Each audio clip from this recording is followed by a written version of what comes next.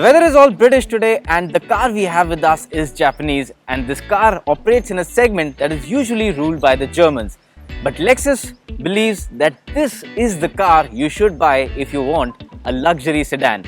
So is it really good enough to take on the likes of the Mercedes-Benz S-Class? And if it does, what are the tricks it has up its sleeves? Let's find out.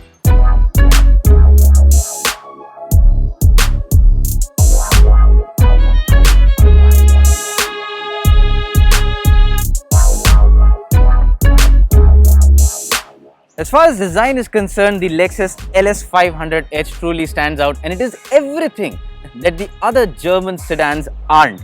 It is sharp, it is aggressive, it is a visual treat. Now at the front you can see this massive grille, and this is a work of art. It's been built using 5,000 pieces. Looks good, sharp, and again you look at these Z-shaped headlamps. The overall effect of the design is as if someone really pinched it using a pair of chopsticks. Looks good. The length of the car adds to the road stance. It's a 5.2 meter long car and it's got a hunkered down stance. So yes, it looks dynamic when you look at it from the side, and of course you have these striking 20-inch chrome alloy wheels which add to the bling factor. Add to it a good looking rear end, and what you get is a luxury sedan that just looks so interesting. It is not as boring as many of its German rivals.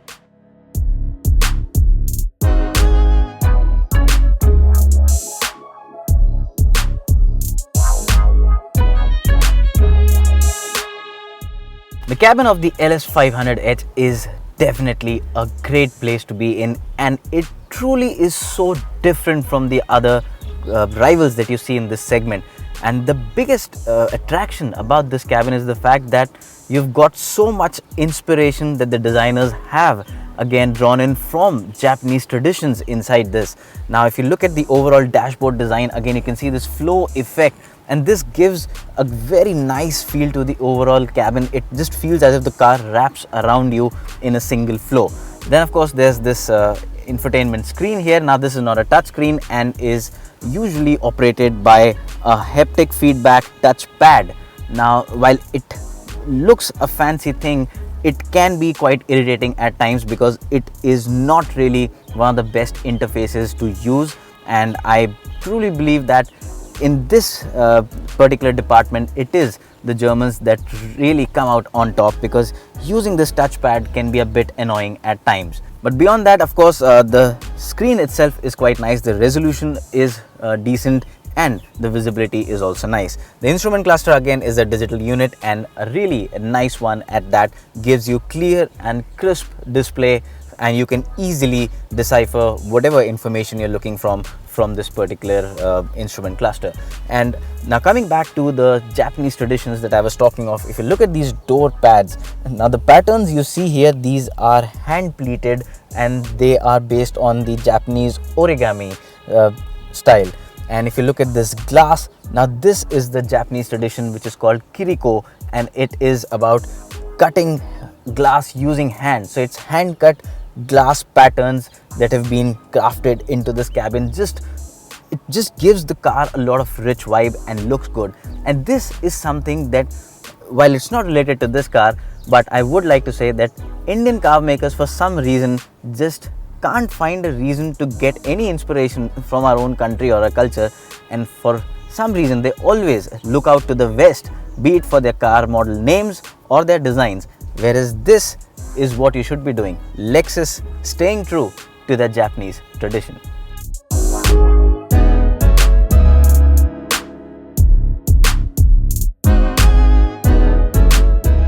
Now if you are going to buy something like the LS 500h, well, this is the seat where you're going to spend most of your time, and for that matter this is a really good place to be in. Now considering this is pretty much in the segment of a luxury limo, you get a lot of space, so that's not a problem at all. Of course the seats are very comfortable and they've got really nice cushioning, and you can of course move them back and forth, so you can adjust the recline angle. You can do a lot of stuff using this particular touch interface that you have here in the center armrest. And of course there's also the massage function, which by the way has been made in conjunction with the Japanese shiatsu style of massaging. So you get a full body massage. You can of course choose for different types of massage options, and you can also adjust the intensity. But moving back to the cabin, you of course have these two screens here, which can again be operated using this touch interface. And of course, as far as the cabin quality is concerned, you have the same origami and the Kiriko style interiors here, which add to the brilliance and the opulence of the cabin. And of course, as far as the party piece is concerned, that is wherein you can completely put the front seat down, so the front seat will recline, and you've also got an ottoman like support here for your feet, and this is how good it looks.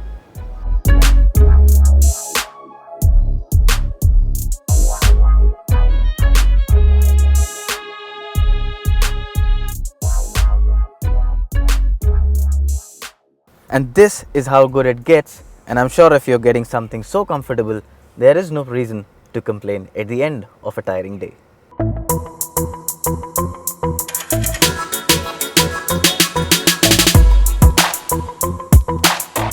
Now, while most of the people will spend their time in the backseat of this car, if you are going to take up the wheel, well, the experience is going to be pretty nice. And for that, what you have is an overall driving package that you can have fun with despite the size of this car. Now, powering this car is a 3.5 liter V6, a petrol engine, and it is a hybrid, so it is again mated to a pair of electric motors which power the rear wheel, and the combined power output you get is about 360 horsepower. Now, the transmission, again, like the engine setup, is quite interesting because what you have is on paper a 10-speed automatic transmission, but it's not a simple 10-speed automatic transmission. There's a 4-speed automatic gearbox paired to a CVT, and that's the reason why you get a combined ratio of 10. Now, as far as the logic of using this combination is concerned, well, Lexus says the idea was to cut down on the rubber band effect that CVTs are usually associated with. Have they been successful? Pretty much. Because when you accelerate hard or you're trying to row through the gears fast, the rubber band effect of the CVT is not there. Of course, it's not as fast as, say, a dual clutch transmission or maybe even some of the better torque converter gearboxes, but it is not like a CVT, and that's a good thing. And add to it the fact that the car itself, the engine power is enough to propel itself in a quick manner, so you can launch off the line quick. There's enough power always on the tap, and add to it the fact that the gearbox works in a quick manner. You get a car that you can have fun driving. As far as ride and handling is concerned, well, ride quality is absolutely great in the LS500H.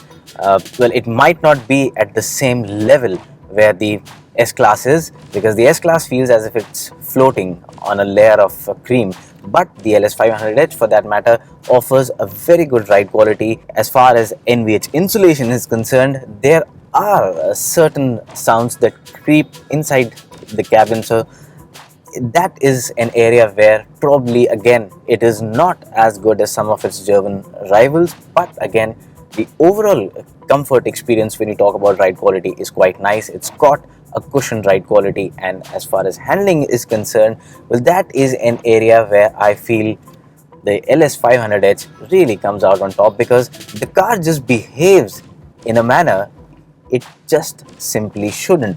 It just doesn't behave like a 5.2 meter long car. It feels nimble, it's a very agile car, and that's the good thing that hits you when you start driving this car, especially when you start pushing it around. And that's the reason why, if you are looking for a car where you can be chauffeur driven, but at times you would want to take up the wheel and you want to have an experience that you would enjoy, the LS500H in that respect is better than some of its rivals. Now, one thing that can leave you surprised in the LS500H is its exhaust note. Despite being a luxury limousine, the LS500H has got an entertaining exhaust note, and at times you might just feel as if you're driving a sports car. And like I told you, it is agile, so you can have driving fun. And as far as the sound is concerned, this is the soundtrack you can enjoy.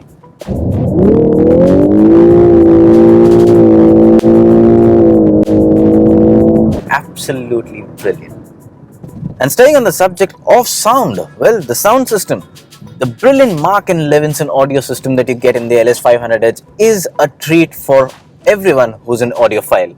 The sound quality is absolutely fantastic, and at times if you listen to a soundtrack on this particular sound system, you can hear bits of the music that are otherwise just not there when you hear it somewhere else. So yes, as a complete overall experience, the LS500H does have a lot of tricks up its sleeve. So with all the details discussed about the Lexus LS500H, it is now time to answer the big question. Should you buy this car over its German rivals? And the simple answer to that is, why not? Well, the Lexus LS500H for its price offers a really good package. There are areas where the LS500H might not be right up there where the S-Class is as far as the absolute ride comfort is concerned, but the LS500H is an engaging car to drive, and if you are looking for a car that you can be driven in and occasionally would want to drive, then the LS500H is an option that definitely demands your attention.